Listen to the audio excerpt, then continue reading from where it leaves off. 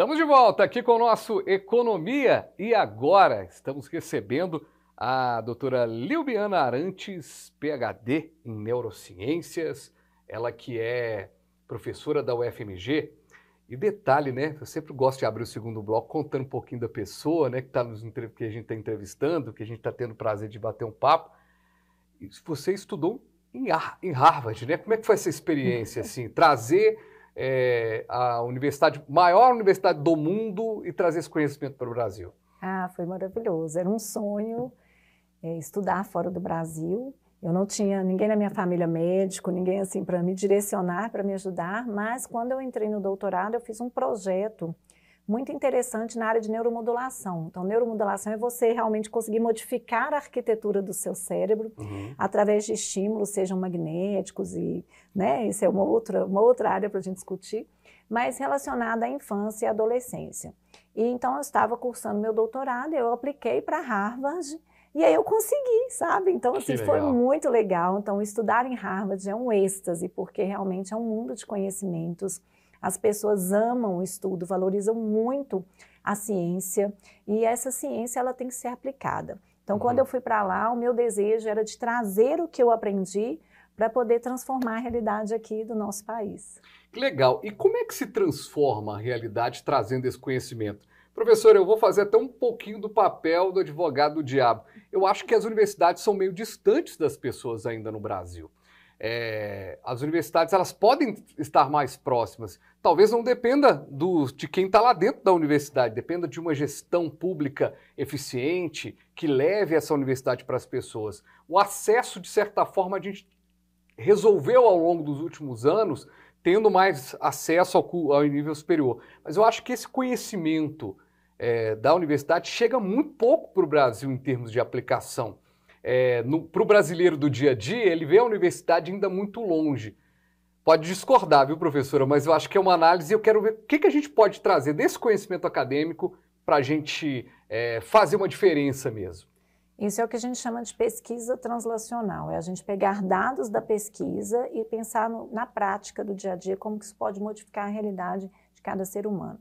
Então, sempre eu sou pesquisadora, sempre que eu estou pesquisando alguma coisa, eu estou buscando o melhor para as pessoas. Então, quando eu fui lá para estudar em Harvard, por exemplo, eu aprendi muito sobre estresse tóxico, que lá se chamava toxic stress, eu tomei conhecimento disso, e um dos meus desejos era vir e trazer esse conceito para o Brasil. E a partir daí eu vim, aí, através da Sociedade Brasileira de Pediatria, a gente conseguiu capacitar e formar muitos pediatras em relação a essa questão do estresse tóxico, para prevenir o estresse tóxico na infância, para poder preservar essa arquitetura cerebral das crianças. Então, depende muito também, eu acho, dessa capacidade, porque muitas vezes o pesquisador é muito voltado para a pesquisa e o clínico ou o profissional geral é muito voltado para a parte prática. Então, essa interação, não é assim, da pesquisa com a prática. Eu tenho a parte da pesquisa, mas eu tenho a prática do dia a dia. Eu sou médica, eu trabalho, eu sou empresária, então eu atendo meus pacientes, eu tenho a minha empresa, então trazer isso mais para o dia a dia fica mais fácil nessa minha realidade. Mas isso que você falou, você tem toda a razão. Não adianta a gente falar assim tão bonito o que é neuroplasticidade se as pessoas não podem saber como usar isso dentro de casa com o seu filho, como que pode fazer com que seu filho seja uma pessoa de sucesso, bem-sucedida na vida, financeiramente, pessoalmente, entendeu? Agora, aquela pessoa que está nos assistindo atentamente, eu quero agradecer demais, viu? Você que está acompanhando a gente. Você lembra do que eu falei, né? No finalzinho do bloco, perguntei, você ficou com isso na cabeça, né? Pois é. Eu sou pai de uma criança, você tem seus filhos, está aí recebendo, né? Ligação, menino que machucou e tudo mais, bastidores diante da entrevista e está ali preocupada. Rafael, seu assessor, também tem filho. Ou seja, tudo que a gente trabalha hoje, tudo que a gente faz na vida hoje é direcionado para os nossos filhos. Já para citar todo mundo que está aqui na gravação do programa, o Leandro, o Gil, né, que estão operando o programa, o Leandro, nosso diretor, o Gil está fazendo a sonorização, são pais também. Para toda a turma que está aqui no estúdio, para a turma que está em casa, como é que a gente faz o que a gente, como pai e mãe, pode fazer com que a criança que a gente está cuidando tenha uma educação voltada para o sucesso, não sucesso meramente sucesso de ter dinheiro, fama, sucesso na vida, ter prosperidade na vida? Eu sou mãe de 3, Renato, Lara e Liz. E falo que lá é meu laboratório particular, sabe? Então tem a faculdade, tem o laboratório particular. O amor é o que tem de mais sofisticado hoje para você fazer com que cada criança seja um ser humano bem-sucedido. Então é o afeto. Isso é comprovado cientificamente. O afeto, quando você age com afeto, quando você tem reciprocidade com o bebê desde que ele está na barriga e seu cérebro está se transformando ali, está amadurecendo, você olha, você se conecta de forma genuína, você está criando conexões no cérebro desse bebê. Então o cérebro do bebê, quando ele nasce, ele forma muito rapidamente, que é o que a gente fala de sinaptogênese e uma alta neuroplasticidade. O que é isso? Formam-se centenas de sinapses a cada segundo, enquanto às vezes a família está só preocupada qual que é a melhor fralda ali, ou como que vai dar banho no bebê. O bebê está absorvendo tudo ao redor.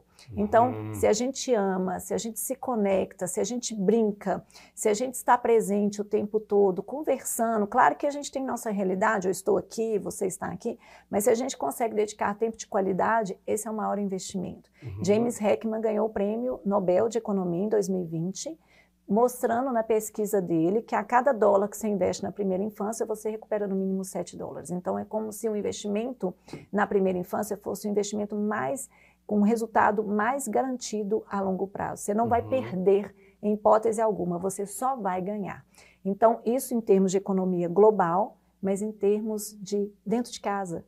Você com seu filho, quando tiver tempo, parar, olhar no olho, se conectar. Seu filho tem uma alta neuroplasticidade, capacidade do cérebro dele de aprender muito alta, que eu falei que quando a gente vai ficando mais velho, já não é tão grande mais, a gente consegue aprender, mas com mais dificuldade. Então é o poder do afeto, por isso que eu falo de neurociência com afeto. Por isso que, para se aprender uma nova língua, por exemplo, que requer aí um trabalho do cérebro de estar num local, de mudar, é melhor na infância, por exemplo, e assim como tantas outras questões, são muitos conhecimentos que a gente acaba adquirindo na infância que vão acompanhando a gente. Ó, o Fabiano tá meio neurocientista aqui, tô gostando, viu, Fabiano? Então, assim, o cérebro tem o que a gente chama de janelas de oportunidade. Cada período tem uma janela aberta e a gente tem que aproveitar, que é o período ótimo para aprender aquela habilidade. Então, se você ensina a criança, por exemplo, outra língua dentro do período que a janela de oportunidade está aberta, esse cérebro vai responder de forma muito mais rápida, com muito mais agilidade e habilidade, e esse aprendizado vai ficar para longo prazo. Se você não estimular nessa fase, que, por exemplo, você fala alemão, não fala. Então vamos aprender alemão, nós dois. Nós vamos entrar na aula de alemão com as nossas filhas. Elas vão aprender muito mais rápido, elas vão ter muito melhor sotaque do que a gente. A gente vai até aprender, né, Fabiano? Que a gente até, como você falou, no esforço. No esforço, na raça. No esforço, na sucesso. Faca no dente, sangue no olho. Mas elas vão ter mais facilidade porque a janela do cérebro está aberta. Então esse conhecimento faz com que a gente consiga aproveitar o período ideal para que essa criança possa aprender habilidades. E esse cérebro, então, vai ser o alicerce para todos os demais aprendizados ao longo da vida. Existe uma questão que é muito complexa, que se discute há um tempo no Brasil, alguns acreditam que existe, eu acho que é tipo Saci Pererê, que é a meritocracia. Que a meritocracia diz que todas as pessoas conseguem as coisas pelo mérito. Só que a gente vive na escala social de que a pessoa sai lá de trás da escala e o outro está lá na frente, então não existe meritocracia. Mas levando em consideração no esporte, mais uma vez pegando o esporte como exemplo, mas você pode usar aí na sua vida para o que você quiser. O esporte, você tem um atleta com as mesmas medidas, com o mesmo índice corporal, com a mesma altura, e um atleta vai e consegue fazer, né, num tiro curto ali de 100 metros, ele fica a muitos metros à frente e vence ali, é o Usain Bolt lá do atletismo. O que faz com que esse atleta seja tão diferenciado? Passa pela neurociência? Passa totalmente. Então, a gente tem duas pessoas iguais, entre aspas, com capacidades iguais, e se uma tem um desempenho muito melhor que a outra, é porque o cérebro dessa pessoa tem muito mais habilidades. A capacidade dele de funcionamento, porque é o cérebro que faz até o planejamento motor é o cérebro que faz. Então, o cérebro que faz esse planejamento, o cérebro tem a habilidade de controlar tudo no nosso organismo. Então, o que acontece? Se essa pessoa lá na infância teve uma boa nutrição, melhor que a outra, se ela teve bons estímulos, se ela não foi exposta ao estresse tóxico entenda como um nível de estresse que desencadeia uma resposta no organismo de adrenalina, cortisol, que faz perder conexões no cérebro. Olha como isso é sério. Pode perder conexões. E o outro não sofreu estresse tóxico, entendeu? Teve, então, essa boa alimentação, não sofreu estresse tóxico, teve uma infância com amor, com carinho, essa pessoa, com certeza, vai ter um melhor resultado. Então, depende muito de nutrição, que é o alicerce, né? Nutrição, estímulos, escola e família. Então, mesmo que a gente veja ali no quadro que eu montei aqui, eles iguaizinhos ali, impossível eles terem na vida pregressa ali alguma coisa que não seja diferente, ou seja, uma alimentação, acesso à educação, ou seja, o que vai fazer a diferença. E assim, gente, como o atleta, o empreendedor, ele é um estrategista. Então, também a gente está lidando com isso. Então, o esportista, ele está ali, ele é um cara da arte de fazer uma estratégia, né? De colocar, é o Ronaldinho Gaúcho, é o Alex do Cruzeiro, são caras que conseguem fazer uma jogada, montar uma jogada, e assim é no empreendedorismo. Para a gente fechar, professora, passa rápido, né? Passa. O assunto é bom. E para a gente fechar, como é que a gente pode aplicar, deixar mais claro ainda, qual que é o primeiro passo que a gente pode dar para começar a olhar para neurociências em casa e no cuidado com o filho? Já falou da presença, da presença com qualidade, as discussões ali, isso tudo a criança está acompanhando. Mas tem um start de algo que a gente pode fazer desde já, além disso? Sim, o start é conhecimento. Então, convidar todos para entenderem melhor como que o cérebro se desenvolve. A gente fala muito assim, não tem manual para educação. Tem sim, a neurociência ela traz hoje várias formas que você entende que o cérebro responde melhor. Então, se você tem conhecimento, se você busca o conhecimento, e a partir daí a gente vem investindo em conhecimento, tem nossas redes sociais, Doutora Liu, o Instituto Bora Brincar, tem o TEDx que eu fiz, que está aí para todo mundo, que era um sonho para a gente divulgar esses conceitos.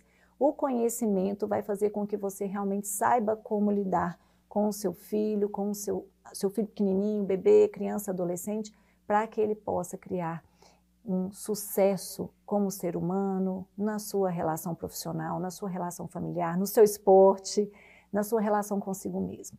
Então, o conhecimento aplicado com afeto, a neurociência aplicada com afeto, ela realmente tem o poder de transformar a vida de cada indivíduo e de transformar o todo.